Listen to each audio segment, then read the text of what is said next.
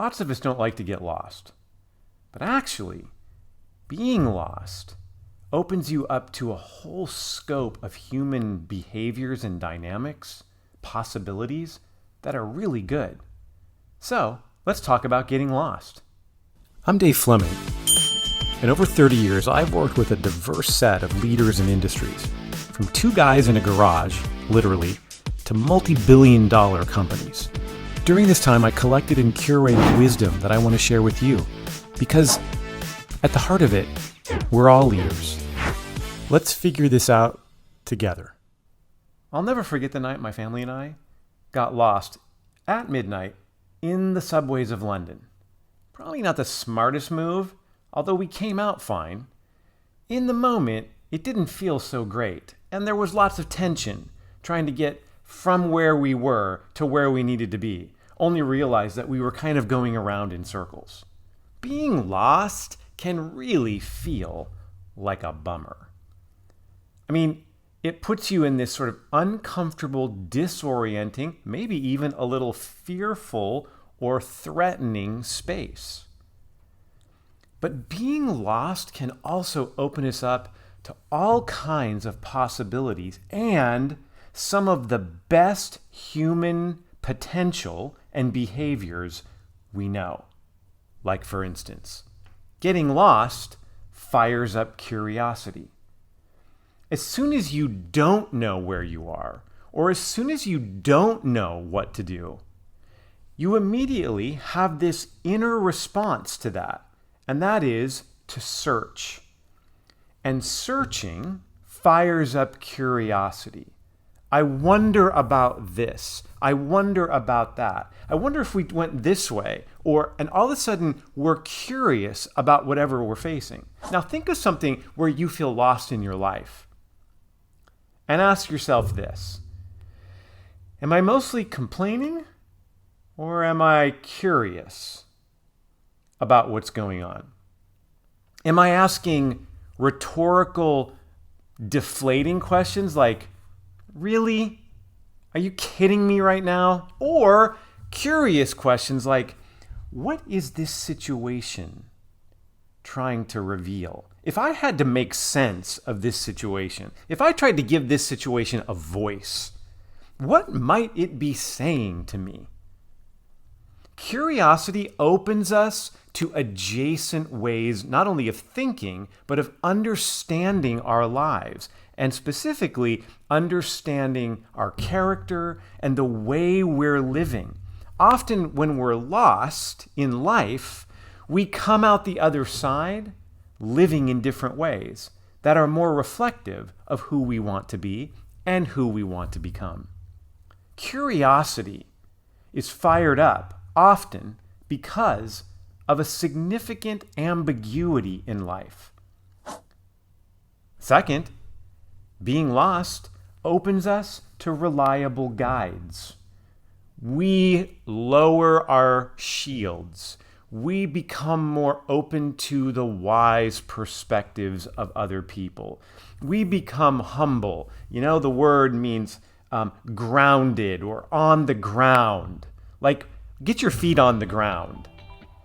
It's so easy as we go through life to think that our personal perspective is genius. Don't you think yours is? I think mine is. But what being lost in life usually reveals to us is the holes or the biases or the difficulties with our own way of thinking, our own way of being. And we reach out. Hey, do you know where? I'm not from here. And do you know where? Now, of course, the smartphone has taken a lot of that away. We just ask our smartphone now. But if you're over 35 or just a gregarious, cheerful person, you probably remember, or maybe still, ask people for directions. I do, and here's why. I find that when I ask somebody who lives in a city for directions, they give me landmarks and signs out there in the world that the map doesn't show. Oh, the map will get me there.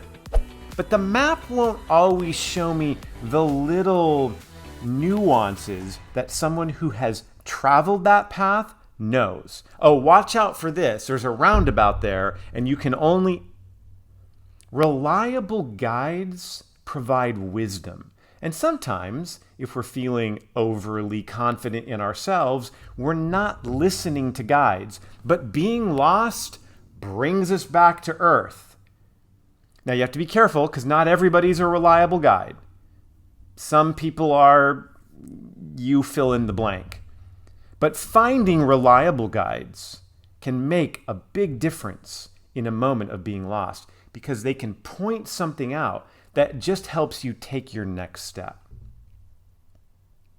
Being curious and finding reliable guides when you're lost can lead to the third piece, and that is we actually find something new and novel that as we incorporate it into our life, changes us for the better. Being lost isn't a sentence to frustration, depression, and anxiety. It can feel disorienting, but it can also open up new terrain. If I'm never lost, what's the likelihood I'm ever discovering something new? That's the power of a willingness to embrace being lost as something good. It may not all feel good, but it can lead to very powerful shifts in our lives. Now, the good news is you probably don't need to go out in your life and look for specific ways you can get yourself lost, although we're pretty good at that too. Just living life, just engaging in your daily life is going to bring you to places where you get lost, where things that once really worked, relationships and situations and maybe jobs, and all of a sudden they lose that luster. It doesn't mean we should abandon them, but it does create this feeling of lostness. Now, the easy way out is to maybe entertain my favorite vice in the moment of feeling lost, to distract myself away from that feeling of disorientation. But if I'm willing to stay curious and seek reliable guides who want the best for me, I can find a terrain, a new terrain, a novel space that opens up to me that radically shifts, transforms, and improves the way I'm living. So, where are you lost? Got any spots where you're lost, feeling like you're wandering around in the subways of London at midnight? Try turning that threat into curiosity, that distraction away from people into a turning to reliable guides. And wait to see, as you go through the process, where that new terrain just might lead you. You might find a favorite new restaurant.